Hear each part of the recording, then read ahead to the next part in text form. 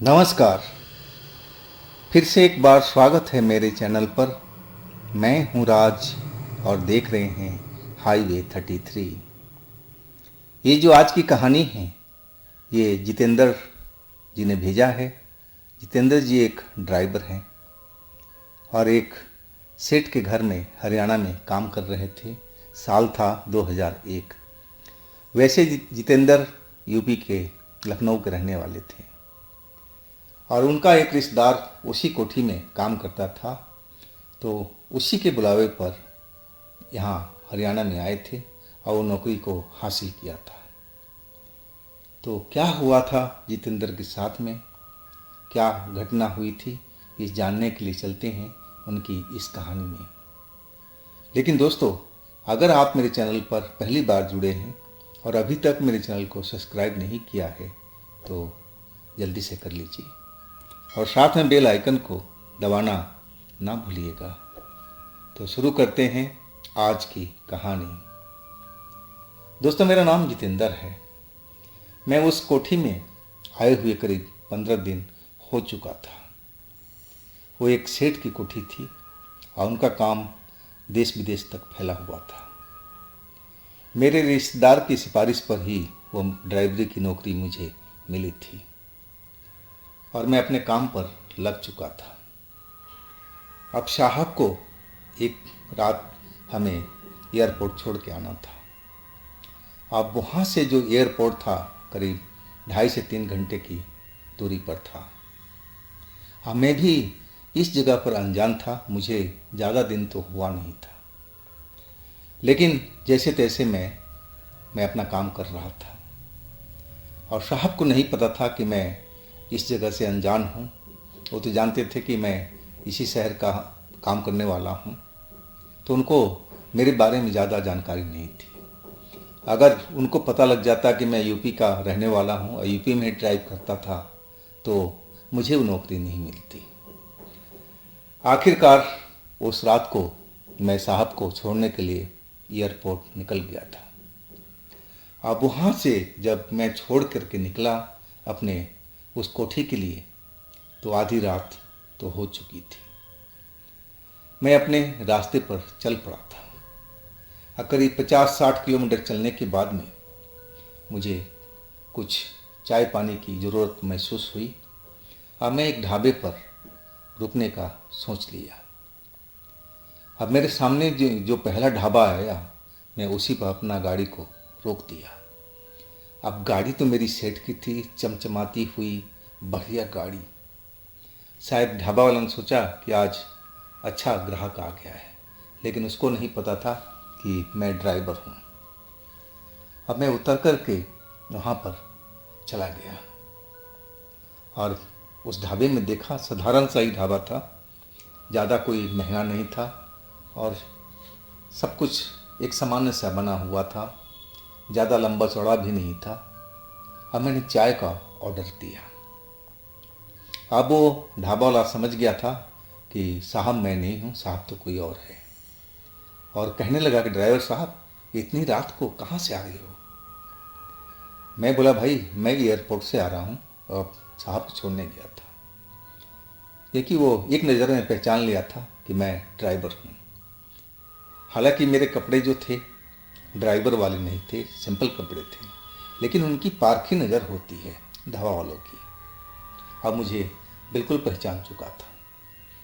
अब चाय भी पिया और कुछ नाश्ता भी किया और इसके बाद में उसको पैसे दिया और चलने के हुआ। और तभी जब मैं अपने गाड़ी के पास पहुंचा तो वहाँ पर एक औरत खड़ी हुई मिली मेरे गाड़ी को पास में।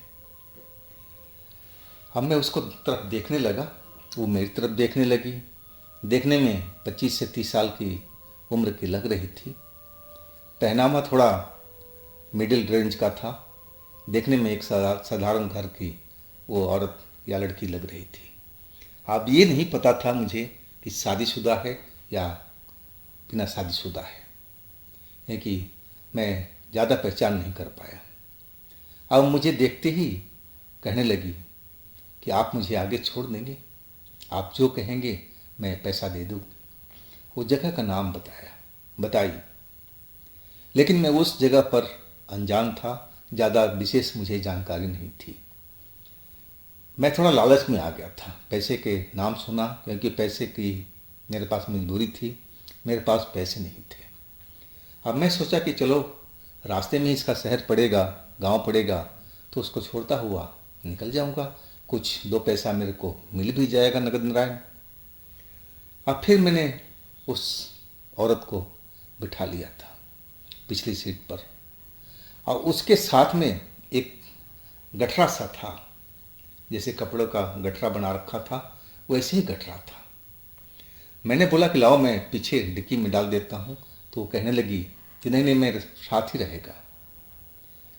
मुझे खतरा था कि कहीं सीट गंदा ना हो जाए। इस साहब की चमचमाती हुई गाड़ी थी, सीट भी बिल्कुल चमचमा रहे थे। मैंने कहा कि इसको आप गोद में ले लो, कहीं रगड़ से वो सीट खराब ना हो जाए। वो कहने लगी कि ऐसा कुछ नहीं है जिससे आपका सीट खराब हो। और फिर मैं चल पड़ा था। हाँ, उससे बातें करता हुआ मैं निकल रहा था, उससे पूछ रहा था कि इतनी रात को आप कहाँ से आ रही हो, ऐसी क्या मजबूरी है कि इतनी रात को आप सफ़र कर रही हो। लेकिन वो ज़्यादा नहीं बोल रही थी, बीच बीच में कुछ सवालों का जवाब दे रही थी। वो कह रही थी कि मैं किसी रिश्तेदार के घर पर बुलावे पर गई थी और वहाँ पर कोई विवाद खड़ा हो गया। फिर विवाद ने झगड़े का रूप ले लिया। इसके बाद मैं अपने वहाँ से निकल आई। अब मुझे अपना घर पहुँचना है। मैं भी उस कहानी को सत्य ही मान लिया था और मैं अपने रास्ते पर चलता जा रहा था। अब आगे का रास्ता था थोड़ा जंगल वाला था, जंगल झाड़ी वाला था, अंधकार जैसा दिखाई दे रहा था और मैं अपनी गाड़ी के हेडलाइट के सहारे ही उस रोड पर आगे की तरफ बढ़ता जा रहा था। और फिर मुझे वो औरत बोलने लगी कि आगे एक ढाबा आएगा, आप वहाँ पर 5 मिनट के लिए गाड़ी रोक देना। मैं कहने लगा कि अभी तो हम पीछे ढाबे पर रुक कर चाय पानी पी करके आए, तो यहाँ पर रुकना क्या ज़रूरी है। वो कहने लगी कि हाँ, मुझे थोड़ा फ्रेश होना है, मैं फ्रेश नहीं हो पाई हूँ। अब मैं तो समझ गया था कि मामला यही है। अब ढाबा जो आया, वो ढाबा तो बस ऐसे ही था, टूटा फूटा सा लग रहा था। बहुत पुराना ढाबा है, बहुत सालों का बना हुआ है। और वहाँ पर एक बुजुर्ग व्यक्ति बैठा हुआ था और वहाँ पर कोई ज़्यादा बर्तन भाड़ा कुछ भी नहीं था। सिर्फ एक चाय की केटली थी और कुछ बीड़ी सिगरेट ऐसा ही वहाँ रखा हुआ था। मुझे लगा कि ये कोई ढाबा नहीं है, सिर्फ चाय का खोखा टाइप का ही है और कोई विशेष नहीं है। मैं वहाँ पर अपना गाड़ी रोक दिया और वो औरत जल्दी से गठरी छोड़ करके उतर गई और ढाबे वाले के पास पहुँची, जो बुजुर्ग बैठा हुआ था काउंटर पर, और उससे ना जाने क्या बात हुई। और फिर बुजुर्ग ने उसको पीछे की तरफ इशारा दिया। शायद उसका जो बाथरूम वगैरह था वो पीछे के साइड में था। 5 मिनट हो गए, 10 मिनट हो गए, 15 मिनट हो गए, 20 मिनट हो गए, वो औरत तो आ ही नहीं रही थी। ना जाने कहाँ चली गई। उसका गठरी हमारे गाड़ी के अंदर पड़ा हुआ था। मुझे बहुत गुस्सा आ रहा था कि वो इतना टाइम क्यों लगा रही है। अब फिर मैं गाड़ी से उतर करके उस बुजुर्ग के पास पहुंच गया और जाकर के बोला कि अंकल जी, वो जो औरत उतरी है कहाँ चली गई। वो तो बोली थी कि बाथरूम जाना है। वो बुजुर्ग मेरी तरफ घूर करके देखने लगा। मैंने उसकी आंखों को देखा, उसकी आंखें बहुत अलग सी लग रही थी। वैसी आंखें इंसान में नहीं पाई जाती।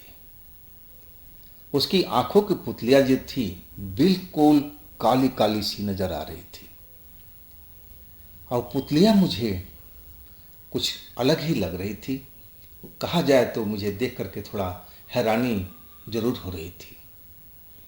अब मैं जब पूछ बैठा तो उसकी जो आवाज़ थी वो भी भारी थी और अपनी भारी आवाज़ में कहने लगा कि सब्र नहीं है तुम्हें, औरत है, थोड़ा सा इंतज़ार करो। अब भारी आवाज़ में बोला तो मुझे थोड़ा डर लगा। अब फिर मैं वहाँ खड़ा होकर के देखने लगा। जब मैं नज़दीक से देखने लगा तो वो मुझे लगा कि ढाबा बहुत पहले बहुत अच्छा चल रहा होगा, क्योंकि वैसे ही वो ढाबा बना था, लंबा चौड़ा ढाबा था, लेकिन उसकी हालत अब बहुत खस्ता हो चुकी थी। जगह जगह से दीवारें उसकी दरकी हुई थी, टूटी हुई थी, और कहा जाए तो कंडीशन बहुत ही ख़राब हो चुका था। सिर्फ साबुत उसका काउंटर ही बचा हुआ था जिस पर वो बुजुर्ग बैठा हुआ था, और चाय की केतली रखी हुई थी, और कुछ बीड़ी सिगरेट वहाँ पर पड़ा हुआ था, और ले दे के यही सब कुछ था। ना तो वहाँ पर कोई चारपाई थी, ना कोई कुर्सी था, ना कोई टेबल था, ऐसा कुछ भी नहीं था। अब मैं उस औरत का इंतज़ार करने लगा। फिर और टाइम बीता। अब आधा घंटा से ऊपर हो चुका था, और वो जो बुजुर्ग था वो कुछ अपने काउंटर पर बैठे कुछ काम कर रहा था। अब मैं थोड़ा उसके दूरी पर हो चुका था। अब मुझे अब गुस्सा आ रहा था कि औरत पता नहीं क्या कर रही है, आधा घंटा हो चुका है, उससे ज़्यादा भी टाइम अब होने जा रहा था। अब मैं कभी अपने गाड़ी की तरफ जाऊं, कभी उस ढाबे की तरफ आऊं, ताकि वो जल्दी से औरत निकले, हम फिर लेकर के आगे चलें। अगर उसका गठरी नहीं होता मेरी गाड़ी के अंदर ना, तो मैं उसकी परवाह भी नहीं करता, ना पैसों की परवाह करता, क्योंकि टाइम बहुत ज़्यादा वो ख़राब कर रही थी। लेकिन मेन चीज़ था उसका गठरी जो गाड़ी के अंदर रखा हुआ था। लेकिन अब 1 घंटा के आसपास बीत चुका था। मुझसे अब रहा नहीं गया, मैं बहुत ज़्यादा परेशान हो चुका था। अब मैं फिर काउंटर पर पहुंच गया उस बुजुर्ग व्यक्ति के पास में। मैंने पूछा कि अंकल जी, वो औरत जो यहाँ पर आप आई थी बाथरूम करने के लिए, वो किस साइड में गई है, और उसको तो करीब 1 घंटा होने जा रहा है, अभी तक क्यों नहीं है वापस आई। वो बुजुर्ग व्यक्ति अपने काम में लगा हुआ था, और फिर अपनी भारी आवाज में बोला, सीधा चले जाओ अंदर, आ जाके खुद ही देख लो वो क्या कर रही है, कहाँ है, मुझे नहीं पता। जब इतना बोला तो मैं उस गलियारे की तरफ बढ़ चुका जिधर वो औरत गई हुई थी, शायद उधर में बाथरूम था। अब मैं उस अंधियारे गलियारे में आगे की तरफ बढ़ता जा रहा था। वो वास्तव में गलियारा लंबा था, और जब मैं उस गलियारे के अंत तक पहुंचा, और तभी मुझे हंसी की आवाज़ वहाँ पर सुनाई देने लगी। वो हंसी उस औरत की थी जो मेरी गाड़ी में बैठी हुई थी, और उसके साथ में कुछ और लोगों की हंसी भी मुझे सुनाई पड़ रही थी। अब मुझे तो बहुत गुस्सा था कि ये बहाना करके ये औरत आई थी, बाथरूम जाना है, और यहाँ तो इसकी हंसी की आवाज़ सुनाई दे रही है, पता नहीं किन लोगों के साथ में बैठी और गप लड़ा रही, वो भी आधी रात के वक्त में। अब मैं जब उस कमरे में पहुंचा जिस कमरे से हंसने की आवाज़ आ रही थी, उसका दरवाज़ा भिड़ा हुआ था, लेकिन थोड़ा सा उसमें गैप था। अंदर में रोशनी थी, और मैं दरवाज़ा नहीं खोला। मैं दरवाजे के पास जाकर के जो गैप था उसमें से अपनी आंख लगा करके देखने लगा। आज जब सामने का दृश्य देखा तो मेरी आंखें लगी कि फटी की फटी रह जाएगी। ऐसा भयानक दृश्य मैंने कभी देखा भी नहीं था। वो जो मेरे साथ में औरत आई थी, जो लड़की आई थी, वो और एक औरत और थी, वो बुजुर्ग थी, और 2 पुरुष। एक बड़ा सा मांस था, पता नहीं किसी जानवर का था या किसका था, और उसको अपने हाथों से फाड़ फाड़ करके, नोच नोच करके और कच्चा ही खा रहे थे, और आपस में एक दूसरे से बात भी कर रहे थे और हंस रहे थे, मुस्कुरा भी रहे थे, और साथ में वो मांस को भी खाए जा रहे थे। मेरे तो देख करके होश उड़ चुका था, और मैं इतना डर गया कि मैं वहाँ से भागना ही सही समझा। लेकिन जैसे ही भागना शुरू किया, शायद उनको पता लग चुका था, क्योंकि एक बार में गिरते गिरते किसी चीज़ से टकराया था, और वहाँ पर आवाज़ आई थी, और इसके बाद तो मैं उस जगह पर रुका नहीं, सीधा दौड़ते हुए उस बुजुर्ग के पास से अब मैं अपनी गाड़ी के अंदर आ चुका था। अब मुझे लगा कि पीछे से कई लोग मेरे पीछे अब दौड़ रहे हैं, लेकिन तब तक मैं गाड़ी के अंदर आ चुका था और एक झटके से गाड़ी स्टार्ट भी कर दिया था। अब फिर मैं देखा तो वही औरत और दूसरी एक बुजुर्ग औरत और बाकी 2 पुरुष हमारे पीछे वहाँ ढाबे के पास में दौड़ते हुए मेरी गाड़ी की तरफ आ रहे थे। अब फिर मैं काहे के लिए रुकना, सीधा एक्सीलेटर पर पैर दिया और रोड की तरफ दौड़ा दिया। रहा उसकी गठरी तो मुझे अभी उसको देखने का समय नहीं था। मैं समझ गया था कि ये सब नरभक्षी हैं और ये कोई भूत प्रेत ही हैं। मैं तो ये सब देख करके कांप चुका था और शायद मेरे साथ में क्या होने वाला था यह मुझे नहीं मालूम। मेरी जान तो आज बिल्कुल बच गई थी। अगर मैं टाइम पर वहाँ पर नहीं पहुँचता, वो दृश्य को नहीं देखता, तो शायद मेरे साथ में भी कोई बड़ा खेल हो सकता था। अब मैं उस जगह से गाड़ी दौड़ा लिया था, लेकिन मैं पीछे मुड़ कर के देखा तो मैं हैरान रह गया था। वो जो औरत थी जो मेरे साथ में सफ़र कर रही थी और वो हमारी गाड़ी के पीछे लगी हुई थी। जितना मैं तेज़ चलाने की कोशिश करता था और उतना ही तेज़ वो दौड़ रही थी, जैसे हवा में उड़ रही हो। अब तो मेरे पसीने छूटने लगे थे। मुझे लगा कि ये शायद मेरा पीछा नहीं छोड़ेगी, ये मुझे ज़रूर पकड़ करके जैसे जानवर के मांस खा रहे थे और वैसे ही मुझे मार करके खा जाएगी। मैं बहुत डरा हुआ था। एक जो रोड था बिल्कुल सुन सपाटा हुआ पड़ा था।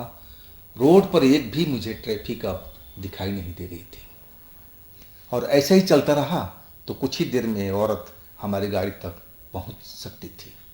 अब मैं जितना तेज हो सकता था गाड़ी दौड़ाने की कोशिश कर रहा था ताकि उस औरत की रेंज से मैं दूर रहूं। अब फिर मुझे ना जाने कैसे ध्यान आया, अरे ये हो सकता है इस गठरी के लिए दौड़ रही हो। अगर इसकी गठरी में फेंक दूं तो शायद मेरी जान बच सकती है और ये मेरे पीछे फिर दौड़ेगी नहीं, शायद गठरी लेकर के वापस चली जाए।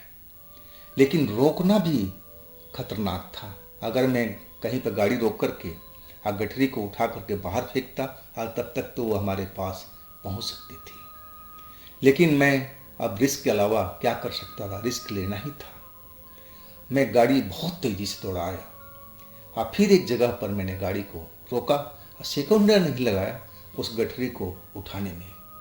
लेकिन गठरी तो जैसे मन भर की थी। देखने में छोटा सा पोटली जैसा था, लेकिन ना जाने उसमें क्या चीज़ भरा हुआ था। बहुत वजन वाला था और उस मेरे हाथ एकदम गिलगिले से हो गए थे। ना जाने उसमें क्या चीज़ था। और जब मैं अपने हाथों को देखा तो मुझे लगा कि इसमें लाल लाल रंग जैसा कुछ दिखाई दे रहा है। अब मैं गेट खोल करके उस गठरी को नीचे की तरफ लुढ़का दिया। अब फिर मैं अपनी ड्राइविंग सीट पर आ बैठा और कुछ ही बस देर रह गई थी उस औरत को हमारे पास पहुंचने में, और तब तक मैं गाड़ी आगे बढ़ा दिया। अब मैं पीछे देख भी रहा था। वो औरत जो दौड़ के आ रही थी उस गठरी के पास में रुक गई थी। अब मेरी तरफ वो घूर करके वहीं से देखने लगी और फिर वहीं खड़ी रही गठरी के पास में। हाँ, मैं तो फिर दूर निकल चुका था। अब तो वो मुझे नज़र भी नहीं आ रही थी। हाथ मेरा बिल्कुल चिपचिपा हुआ पड़ा था लाल लाल रंग से, और मुझे अब समझ में आ गया था कि उस गठरी के अंदर में क्या था। जरूर उस गठरी के अंदर में मांस का टुकड़ा भरा हुआ था और तभी वो इतना वजनी था। और एक जो गीला गीला सा मेरे हाथ में चिपका हुआ था वो खून ही था। अब मैं अपने सफ़र पर आगे बढ़ता जा रहा था। अब भगवान को बहुत शुक्रिया अदा कर रहा था कि सही टाइम पर मैंने सही निर्णय लिया था और तभी मेरे साथ मेरी जान बच पाई थी। मैं अपने सेठ के बंगले पर पहुंच गया था। अब मैं ये बात किसी से कैसे बताऊं? अगर बताता तो मुझे मैं ही ज़रूर फंसता। है कि सेठ ने कभी नहीं चाहते थे कि मेरी गाड़ी के अंदर में कोई सवारी बैठे, ऐसा वो बर्दाश्त भी नहीं कर सकते थे। अपने मन में ही बात रखा था, उस रिश्तेदार को भी मैंने नहीं बताया था। हाँ, करीब 3 महीने के बाद में उसी रोड पर मुझे जाना हुआ था, और भी दिन के टाइम में, और उसी रोड से मैं निकलता हुआ जा रहा था जहाँ पर वो ढाबा था जहाँ बुजुर्ग मुझे दिखाई दिया था। लेकिन वो जो ढाबा था वास्तव में बिल्कुल बंद था। ना तो वहाँ पर कोई बुजुर्ग था, ना वहाँ कोई चाय की दुकान थी, ना बीड़ी सिगरेट की कुछ भी थी। एकदम जर्जर हालत में था वो, और नहीं लगता था कि वहाँ पर काफ़ी दिनों से कुछ काम हुआ हो, कोई दुकान खुली हो। वो तो लग रहा था कि सालों से ये जगह वीराना है। अब मुझे अब समझते देर नहीं लगी थी कि ये सब उसी लड़की का, उसी लोगों का छलावा का काम था, ये जो मुझे फंसाने का काम कर रहे थे उस रात में। लेकिन मेरे साथ में भगवान की कृपा थी, हनुमान जी की कृपा थी, और इसीलिए मैं उस रात को बच पाया था। क्योंकि मुझे अब ध्यान आ गया था कि मेरे गले के अंदर में एक लॉकेट थी बजरंग बली की, और उसी लॉकेट की कृपा थी, बजरंग बली की कृपा थी कि औरत मुझे हाथ नहीं लगा पाई थी, ना कोई मुझे छू पाया था। मुझे तो यही मुझे मालूम हुआ कि बस भगवान की मेरे ऊपर में मेहर थी। अगर उनकी मेहर नहीं होती तो मैं आज ये कहानी बताने के लिए जिंदा नहीं बचा होता। तो दोस्तों, ये थी जितेंद्र ड्राइवर की अपनी आप बीती। अगर आपके पास भी ऐसी कोई आप बीती है, कोई घटना है, तो आप मुझे इंस्टाग्राम पर या मेरे व्हाट्सएप नंबर पर शेयर कर सकते हैं। और दोस्तों, मेरे दूसरे चैनल पर भी जाइए, उनमें भी अच्छी अच्छी कहानियाँ मैंने अपलोड किया हुआ है, तो एक बार उस चैनल पर विजिट कीजिए। चैनल का लिंक नीचे डिस्क्रिप्शन बॉक्स में दिया हुआ है। और फिर हम मिलते हैं दोस्तों अगले दिन एक नई कहानी में। आप लोग अपना बहुत ही ख्याल रखिएगा। नमस्कार।